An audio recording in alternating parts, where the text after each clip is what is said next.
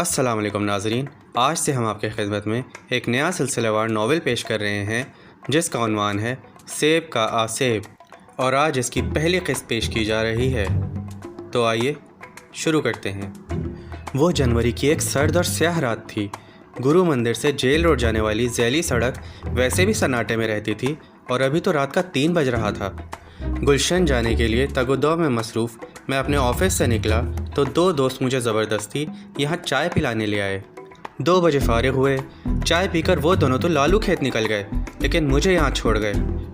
اب یہاں نہ بس، نہ کوئی چنگچی، نہ رکشہ، نہ آدم اور نہ آدم زاد۔ انتظار کرتے کرتے میں تھک گیا، سو پیدل چل پڑا۔ راستے میں پھل فروٹ کا ایک ٹھیلا تھا جو تقریباً بند تھا، تقریباً اس لیے کہ پھل فروش سو رہا تھا اور ٹھیلے کی لالٹین جل رہی تھی۔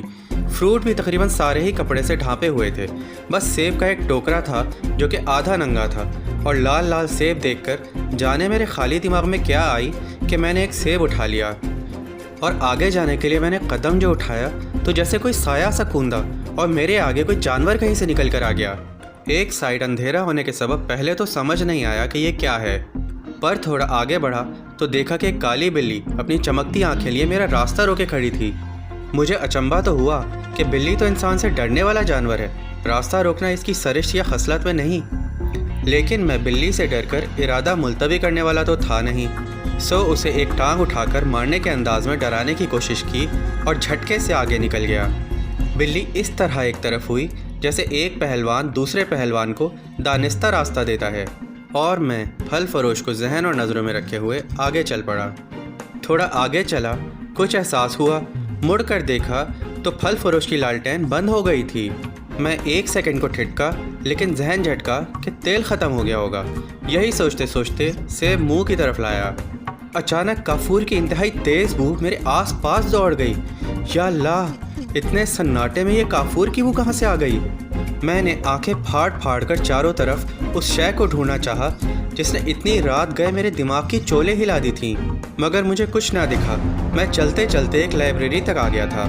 سوچ میں گم میں نے پھر سے منہ کی طرف بڑھایا، اور اس بار تو میں جیسے 440 وولٹ کی تار کو چھو گیا۔ سیب منہ میں لینے سے پہلے ہی مجھے کیوڑے کی تیز بو بالکل میرے پیچھے سے آئی۔ مجھے 3 مہینے پہلے اپنے ایک عزیز کی تدفین کے سلسلے میں قبرستان جانے کا منظر یاد آ گیا، جب میں نے کیوڑے کا چھڑکاؤ کیا تھا۔ خوف کی لہر میرے رگوں پہ میں دوڑ گئی۔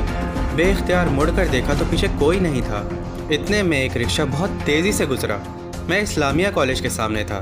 میں نے پوری قوت سے آواز لگائی، یہ جانے بنا کہ پتہ نہیں خالی بھی ہے کہ نہیں، مگر اپنی خوش قسمتی سمجھا کہ وہ آگے جا کر رک گیا۔ میں دوڑ کر اس تک پہنچا، اور اس سے پہلے کہ کچھ کہتا نظر پڑی کہ پیچھے کوئی صاحب بیٹھے تھے۔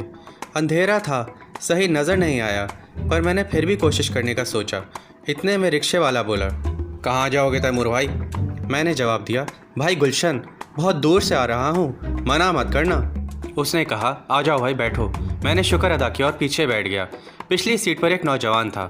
اس نے مجھے خیر مقدمی نظروں سے دیکھا۔ میں نے اسے سلام کیا اور سفر شروع ہو گیا۔ اس سب میں اس سیب کو تو بھول ہی گیا تھا جو میرے ہاتھ میں تھا۔ سوچا کہ اب ان کے سامنے کیا کھاؤں، جیب میں ڈال لیا کہ گھر جا کر کھا لوں گا۔ لیکن 1 منٹ، میرے ذہن میں جیسے ایک دم کوئی بم پھٹا ہو۔ رکشے والے نے میرا نام لیا تھا، تیمور۔ اس کے ساتھ ہی سیب کا آسیب کی پہلی قسط اپنے اختتام کو پہنچی۔ ابھی جاری ہے۔ شکریہ۔